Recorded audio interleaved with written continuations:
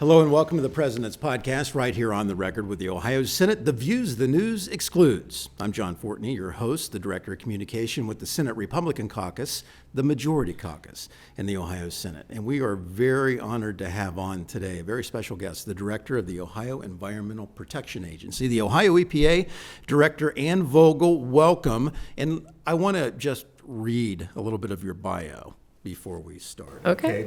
Just for the audience. Director Vogel spent a decade at American Electric Power Company with experience in both regulatory matters and operations. She was responsible for federal energy policy development in Washington, and following law school, Director Vogel started her career as a litigator at the Columbus law firm of Porter Wright, and subsequently clerked for Judge Sargas, U.S. District Court for the Southern District of Ohio.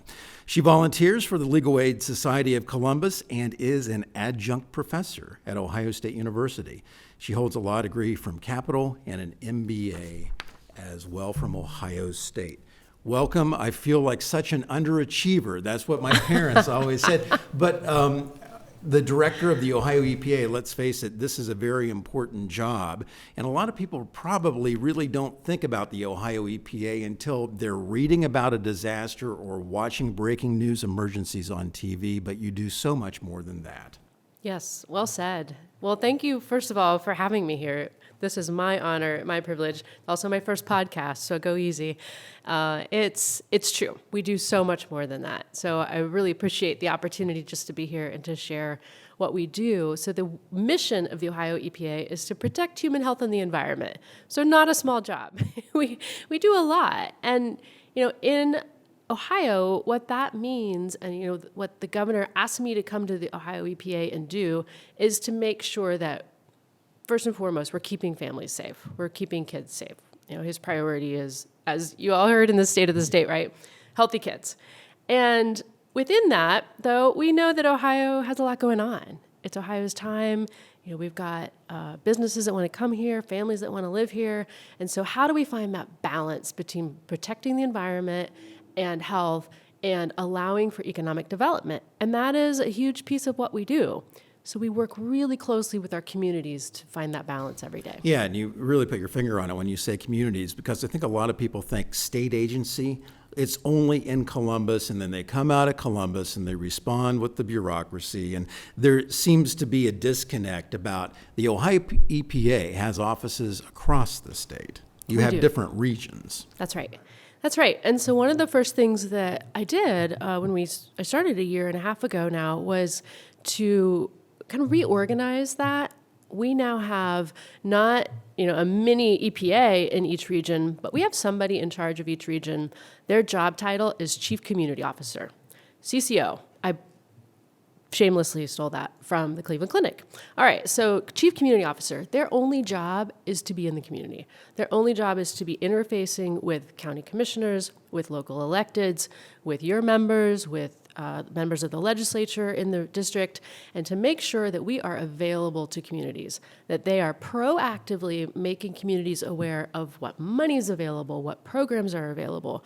The legislature has been so generous to fund some of the governor's priorities. We want to make sure that the communities know that exists. And so the way we've done that is to have chief community officers proactively going out and talking to communities about what's available. Yeah, and when you're visible in schools and the local college campus and the city council meeting and the county commission, it puts a face on the Ohio EPA then. That's right, and that's the goal. I don't make a fool of myself on social media for nothing. The goal is to make sure that people, know we exist, know what we do.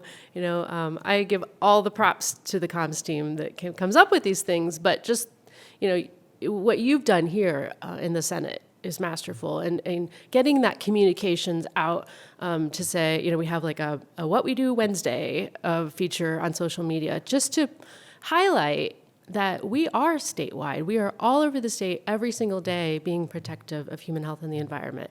And, I get to go award money to communities and do things like that.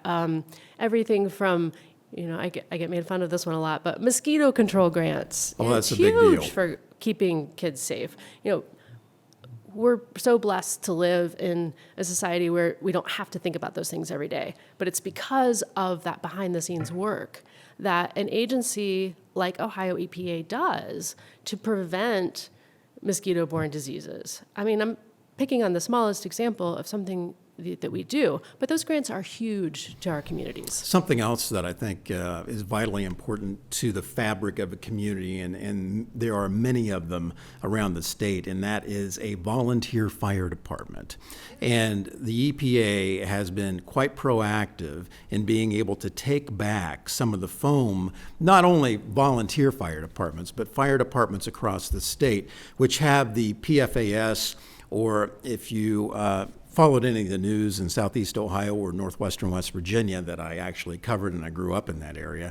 It was called perfluorooctanoate. Well done. It's a chemical used in the making of Teflon, and there was recently in November of last year, 2023, a $110 million settlement with DuPont and the state of Ohio regarding water contamination at the Washington Works plant. Now, that said, many of the fire departments that fight everything from chemical fires, and there's a tremendous amount of industry along the river, foam is crucial in being able to fight these fires. You can't just do it with water, but there is a cancer link to these PFAS and PFOAs. And the EPA has been doing a heavy lift in getting this foam, brought back for disposal. Tell me about that program and how that works and how you basically communicate with fire departments across the state saying, we need to take this back and there's a different product. Yeah, I'd be happy to. This is an exciting program, and we really appreciate the support of the legislature in helping us to fund this through some of our settlement money that the EPA has received over the years. So we're working closely with our good friends at Battelle and their environmental subcontractor Revive, because Battelle invented this technology that is actually able to destroy PFAS, which is new. PFAS is called a forever chemical for a reason. So PFAS, PFOA, PFOS, the ones you're talking about.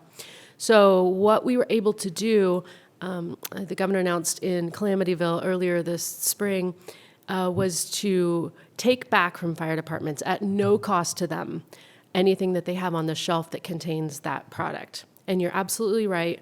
There are NIH studies and scientific studies that attach exposure to those chemicals to some health concerns. So we're still very much in a fact-finding and an information process about kind of the long-term effects of exposure to PFAS and PFOA.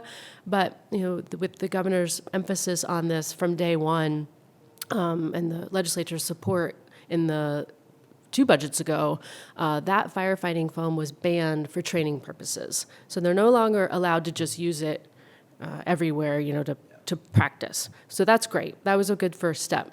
What we wanted to do next was take it off the shelf so that there was no risk that it would ever be used, because when it gets used in a fire and it gets into the water, that's when we have human health concerns. So, I was able to go to all of the take back events that Ohio EPA hosted with the fire marshal over this summer. We did one in every quadrant of the state and here in Central Ohio, and fire departments were getting quotes up to $20,000 and more to take this stuff off their hands and either burn it or inject it. This is way better. We're taking it off their hands for free, and we're working with Battelle to be able to destroy it. So it's an exciting program. It's, again, one of those fun things that we get to do where we're able to work across agencies and with local fire departments. So thanks for highlighting that. And in communities as well, groundwater is key, because some communities, as I referenced earlier, were affected by a type of spill like they had about a decade ago now, if not a little bit longer there, and that affected several different water service agencies throughout Southeast Ohio. And then filtration came in, but also if you have cistern water, you have well water, H2Ohio is a huge program that you coordinate through the governor's office and through the Ohio EPA. From its inception to where we are now, talk about the strides and the performances and the performance of this program around the state. Has it had the intended effect? John, I think it's bigger than at least what I envision. The governor always dreams really big. And so, H2Ohio started back in 2019 with really a focus on Lake Erie and agriculture. Absolutely. But to his credit, the governor said, we need to make it bigger. We need to make it about water statewide. And so brought in not just the Department of Agriculture, but the Department of Natural Resources, and then the Ohio EPA. So that really started. Now we're in year 5. We're working on our plan to get the dollars out the door actually for 2025 fiscal year. So that's year 6 of H2Ohio, which is huge. This is for Ohio EPA. I'm so proud of this agency because we are truly statewide. We've hit every county with H2Ohio money. So whether it is helping communities to map and then remove lead service lines, which we've done, in Lima and Auglaize County, across the state, really, and then that's a huge pillar of Ohio EPA's mission under H2Ohio. We've also done a lot of work with respect to home sewage treatment systems. So that is an existing program. We've done that for a long time, but H2Ohio really ramped up the funding to be able to take failing septics offline. That's very expensive for a lot of homeowners who have an aging, they have a septic system, a leach field, broken aerator, something has happened, and they're on the hook for potentially $10,000, $15,000 worth of new septic system when you don't have any way to tie in to whatever the municipal system would be. That's exactly right. So that's a grant program then, I think is it run through the local health district? Or how does that break out? The local health district has responsibility for sewage system, for septic systems in their communities. So that's the link with the local health department. So they know where they are, essentially, and then they come to us for the funding opportunity. And then I believe, as I was doing a little research on that it can be totally funded for the homeowner, but it's based on a sliding scale of whatever the poverty level is. And so then it's a percentage of it. It can be 100%, 75%, 50% of, and that is a huge help in trying to not only help the homeowner, but it also addresses where a lot of this leaches out into what could be our groundwater. And you said it better than I can. That's exactly right. And that's true of many of our programs, is that they are funded based on, we're very careful to make sure we're spending a lot of this money on in communities that can't otherwise afford it. We're very aware that when you're talking about water and wastewater, those are rates set by utilities, and any amount of infrastructure, anything that the utilities are spending, that gets passed through. So affordability is something that we pay close attention to. More than $8 million in grants went to that program in 2023. You were talking about the lead line replacement. Of course, many towns, it doesn't matter whether it's a big city or a small town, are dealing with aging infrastructure. What's underneath the street, in other words, whether it's a lead line or old clay pipe and water breaks, that all costs money. Where do you think we are as a state right now in addressing the lead line replacement? Are we getting toward the end, or do we still have a long way to go? It's a great question, and it depends on which town or city you're talking about. It's within the next 3 years, we anticipate having a full inventory of where there's lead service lines. And I know that sounds like a non-answer, but it's not. It's a pretty big deal to go figure out where these things are. I've been to watch a lead service line replacement. You have to dig up the street to find out if it's lead. Like we don't know, because like you said, some of our housing stock is that old. So we know generally where it is at this point. Getting the full inventory so that we're able to replace it will take a decade. Cleveland is way out ahead. They've been after this for a long time. They've got a 10-year plan. It's great. Cincinnati is, some of their bigger cities, Columbus, they have those plans, and they've got the manpower and the money to do it. So we want to work really closely with our smaller communities to make sure that they're able to keep up and do that same work. You were talking about the DNR and Department of Agriculture being partners as part of the H2Ohio program. When it initially came out, there was a little pushback from the farming community. Let's face it, Ohio is an agricultural state, of course, and right now, the crops look amazing, just the right timing for the rain and the hot weather. But there certainly was a runoff issue, especially that affected Lake Erie. Do you think everybody is now on the same page and that maybe the farming community doesn't look necessarily at the Ohio EPA, the Department of Agriculture, and the DNR as being the opposition, that everybody is more on the same page and in a partnership and realizing that, well, we need to address the algae problem. We need to be better stewards of the land. So let me pull the curtain back a little bit on process at state government, because I am so proud of being a part of this administration.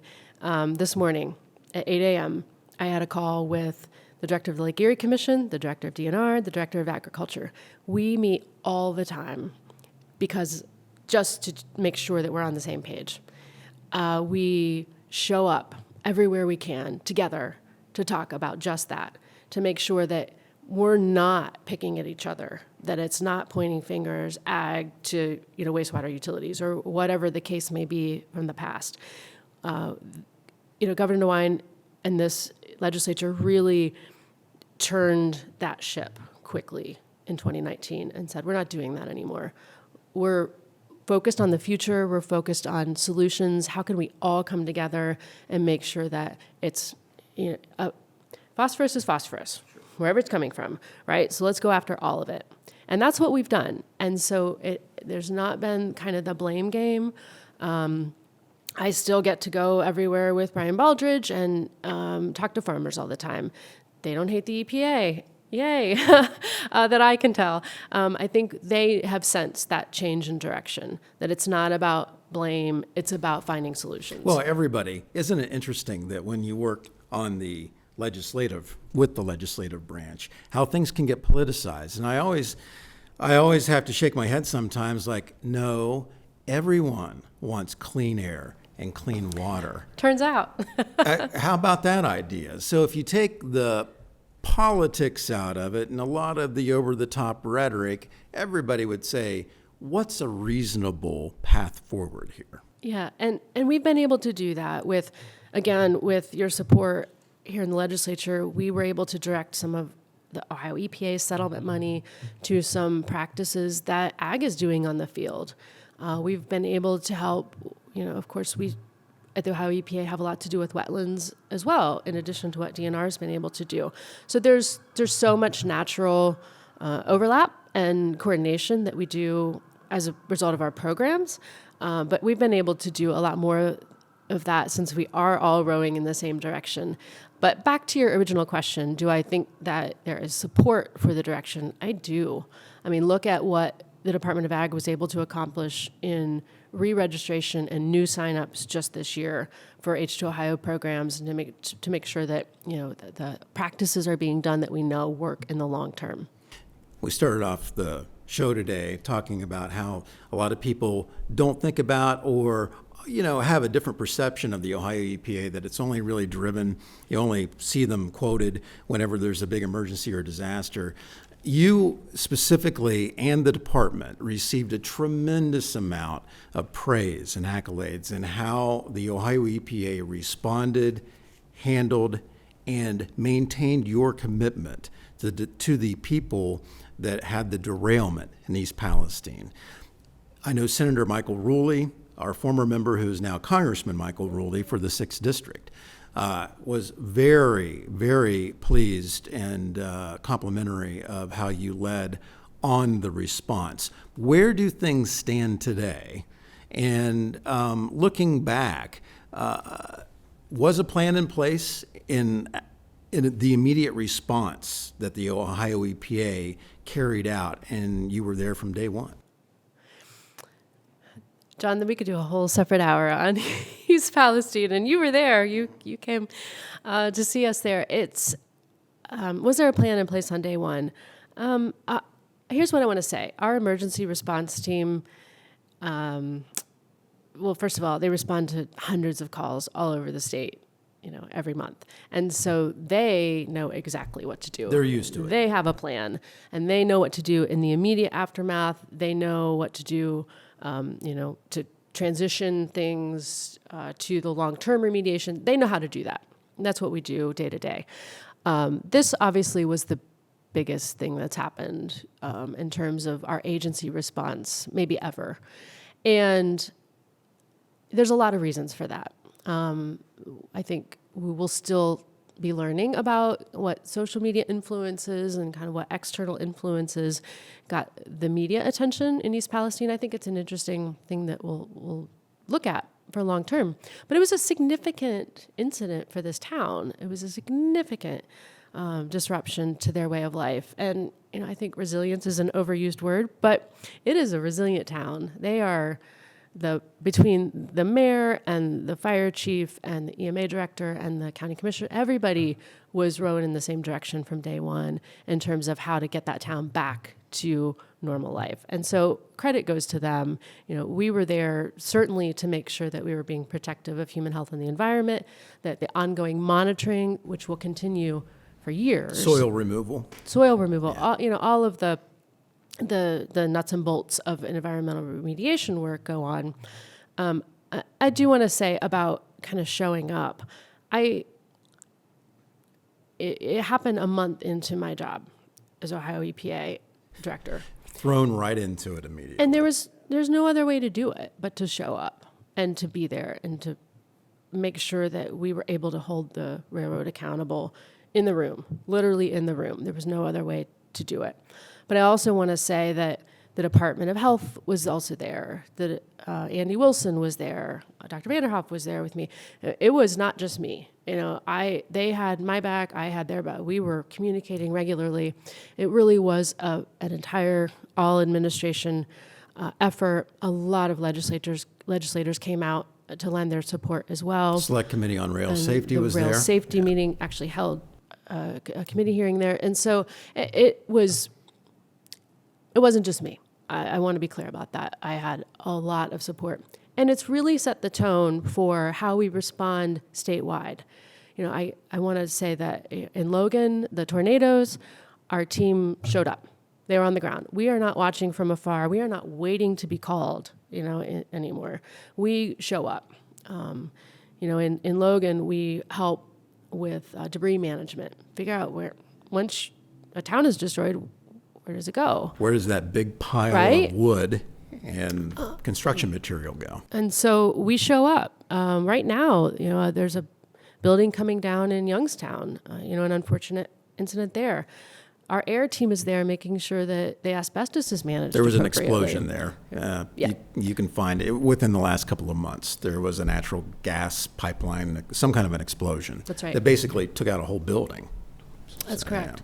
Yeah. But my point being that, to your initial point that people don't really know what we do sometimes, we're there. We're making sure that building comes down without additional exposure and danger to human health and the environment. So, one thing I thought that was very noteworthy from the coverage of East Palestine was when I walked into the meeting and the coverage, whether it was the Select Committee on Rail Safety or our first visit there with Senator Ruley and our members, was how the local fire chief, the mayor, it's a tight-knit community. I mean, it might be overstated, but in small towns, everybody knows everyone. That's just the way it is. And how you were embraced by them because you just came off with a very real, no BS type of assessment. Here's what do we need to do, take the local input, and here's what our people were doing. And it really came together as quite a local and state response team. It did, and it still is. We are still engaged. Our team is still there. We're still in the church. We're still in that church because there's some water management going on still. We're still finalizing cleanup of the streams. And so until that work is done, we aren't going anywhere. And that relationship with the locals and what they've been so helpful with is monitoring the local response in the local media and elevating things as appropriate and getting facts out. What we wanted to be the whole time was that credible source of information. There's so much misinformation. Yeah, people want to know, is it safe to breathe here? That's right. Do I keep my kids here? Can they eat the school food here? Can we drink the water? That's right. And so I go back regularly. I want to maintain that relationship with those folks and continue to be that source of information for them. Also, economic development is a big deal, right? In Central Ohio, the $2 billion announcement of Intel, another expansion by Google. I mean, this is also a manufacturing state, a high-tech manufacturing state. The EPA has to play a part in this. And what is the EPA's role on such a mega project? How is that handled? Across the board, we are responsible for implementing federal environmental laws. That's the job of the Ohio EPA. We are the delegated authority for environmental regulation. So whether that's the Clean Air Act, if a manufacturer is coming in that's going to have air emissions, they need a permit for that. If there's a need for water, for example, the Honda battery plant pretty famously needed a lot of water, and there wasn't any close by. That's an Ohio EPA issue. And how are we protective of following the regulations of the Clean Water Act? How do we implement that through that permitting process? So it's across the board where we are involved. The earlier the better, I'll say that. If we're involved on the ground level, our job is to provide excellent customer service, to find solutions, to work with Honda or work with Intel or work with Google. I was in Lancaster just 2 weeks ago, I guess, at their new wastewater treatment plant that they're building for the Google expansion. We want to be partners with the utilities. We want to be partners with the company. And our job is to be protective of our natural resources. As you said, everybody wants clean water. We want to be protective of the streams that are impacted, whether it's withdrawal or discharge. But first and foremost, we're finding solutions. We're never in a position of saying, no, you can't do this. Here's your red tape, right? The legislature, the General Assembly, has been very proactive in regulatory reform, reducing bureaucracy and red tape. That's not your mission, is to put red tape and be overly burdensome. I would not have a job. I promise you that. And we are on track to meet a 20% reduction in regulation. Thank you for bringing that up. We've I think really established very positive working relationships with our manufacturing sector. Of course, there's a lot of permitting that goes in, but I do believe we have found that balance of economic development and needed economic development. Again, it's part of being out there. I was at 3 plants this week. I try very hard to be out hearing directly from the manufacturers to figure out what it is they need and how we can be helpful in finding solutions. Final thought from you, based on the people, the experts, the scientists that work at the Ohio EPA, what is your message to young people considering a career in environmental science or in the lab somewhere? Is this a great place to work? I mean, does the Ohio EPA need this skill set? We have, I think, close to 80 interns working with us this summer. I met with them all, or I got to attend their career fair earlier this week. And my message to them is, this is the greatest place to work. If you want to make a difference, look, I came from the private sector, do not recommend. Just kidding.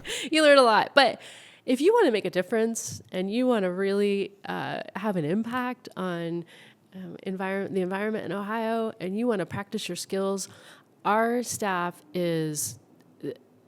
they're scientists, they're incredibly passionate about the work they do, whether you're talking about the geologists or the engineers or the biologists. They get to go out and fish in streams and and count fish and bugs. Not necessarily an office job. No, they're out in their lakes and they're out in the streams. It's critically important that we sit here at the 50th, I think we're 51 years old now, the Ohio EPA. We have to be training the next generation for what is the Ohio EPA going to look like 50 years from now. Unrecognizable is my guess, right? And so what are the technologies that they're learning about in school that we don't know about? What's going to be the new PFAS? What's going to be the next contaminant that we need to be concerned about, that we need to get ahead of? So those are the messages that I deliver to the kids, is that we need you to come and take us the next 50 years and identify and be proactive about making Ohio the best place to live, work, and raise a family for the next 50 years. Director of the Ohio Environmental Protection Agency, the Ohio EPA, Ann Vogel. Thanks for your time. Thank you. Appreciate it. EPA.ohio.gov. Check out their website. They have great social media, as does the director. And you can really learn a lot about the heavy lift and the great job that they do here in Ohio. Thanks for tuning in, and we'll see you soon.